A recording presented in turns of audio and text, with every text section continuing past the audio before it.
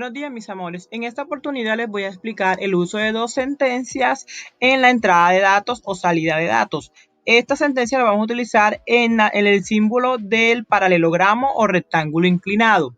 Vamos a hacer un pequeño ejercicio de un pequeño algoritmo que sume dos números. Vamos a hacer un diagrama de flujo de un algoritmo que sume dos números, pero no conocemos esos dos números y necesitamos pedírselo al usuario quien está realizando esa operación desde el computador. Bien, entonces, ¿qué vamos a hacer? Vamos a iniciar nuestro diagrama de flujo como se inicia normalmente con inicio.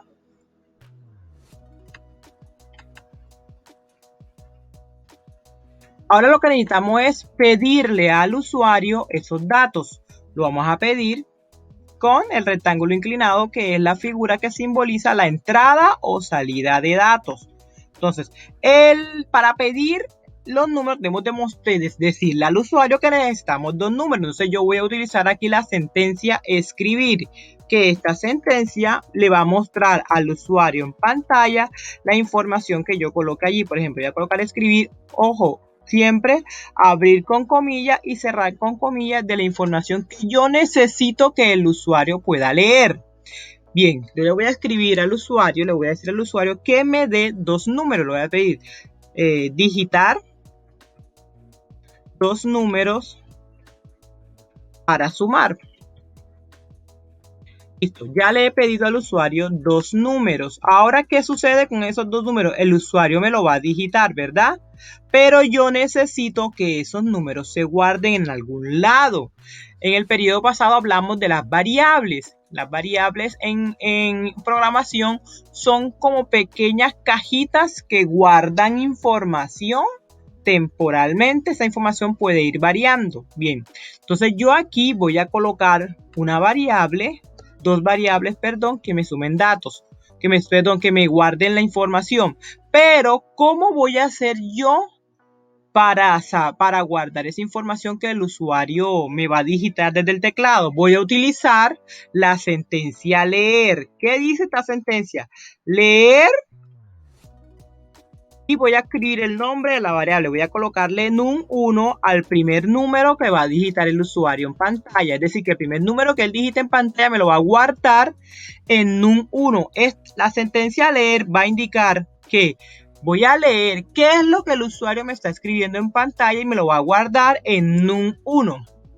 Bien, ahora como son dos números, el usuario va a digitar dos números. Ahora yo voy a colocar leer, dos puntos, num2. Eso yo lo quiero llamar num1 o num2. Ya ustedes, es opción de ustedes cómo quieran llamar cada uno la variable donde se va a guardar temporalmente los números que el usuario va a digitar. Bien, ya le dije al usuario, le escribí al usuario que me digitará dos números.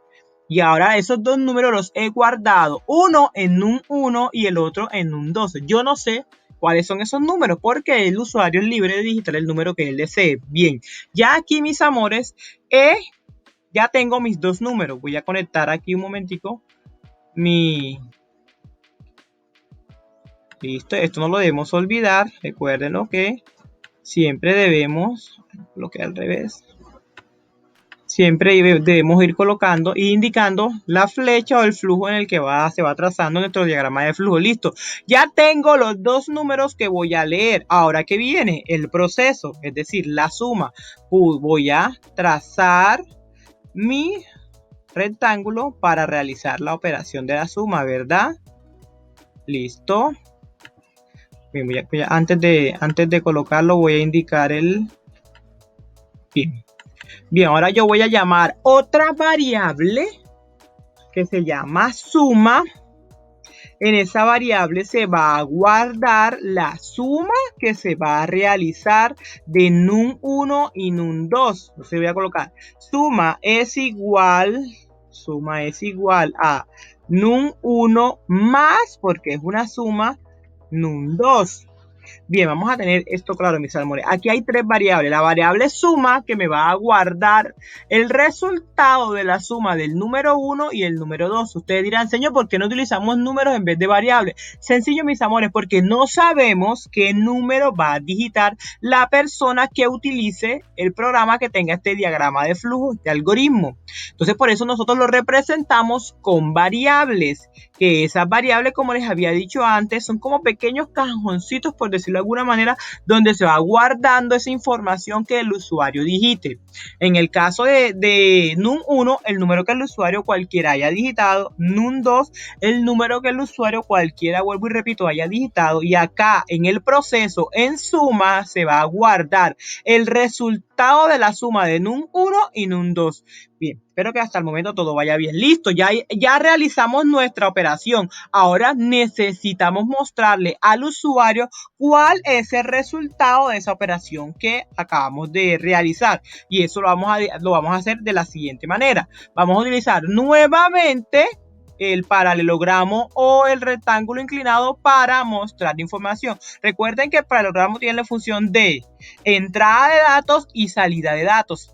Ya antes lo utilizamos para la entrada, para la salida y entrada de datos. Ahora nada más lo vamos a utilizar para salida de datos. Bien. Vamos a trazar nuestro paralelogramo aquí abajito. Perfecto. Y le vamos a decir lo siguiente al usuario. Como nada más le voy a mostrar información, voy a utilizar la sentencia escribir. Entonces voy a hacer lo siguiente. Escribir,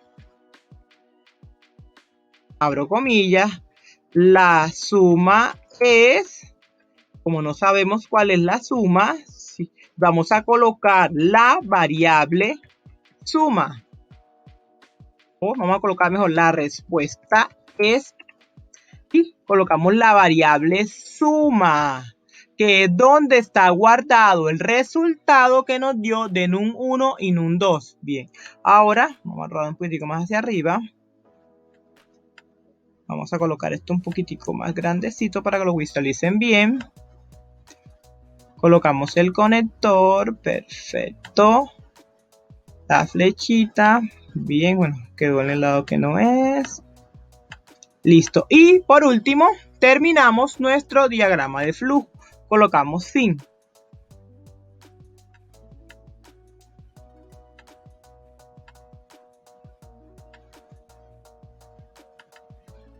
Listo, mis amores, así de sencillo. Vamos a utilizar estas dos sentencias de escribir y leer en la entrada y salida de datos. Espero que les haya quedado todo claro. Aquí voy a hacer un pequeño resumen. Bien, iniciamos nuestro diagrama de flujo con inicio normal. Aquí en esta entrada y salida de datos, en este paralelogramo, en este primer paso, le he pedido al usuario que me digite dos números para sumar. El usuario me ha digitado los dos números, los cuales he capturado en dos variables diferentes, he guardado en dos variables diferentes. El primer número que digitó en un 1 y el segundo número que digitó en un 2. Bien, ya el usuario me ha digitado los números. Ahora viene el proceso. Vamos a realizar este proceso aquí en el rectángulo que indica el proceso, y esa suma de los números que están contenidos en la variable de NUM1 y NUM2 se va a guardar en la variable suma. Perfecto, listo, ya se ha realizado el proceso. Ahora vamos a mostrarle al usuario cuál es ese resultado. Entonces vamos a mostrarle con la sentencia escribir y le vamos a decir la respuesta es lo que está en la variable suma. Y terminamos nuestro diagrama de flujo, mis amores. Eso es todo, mis amores. Espero que les haya quedado claro.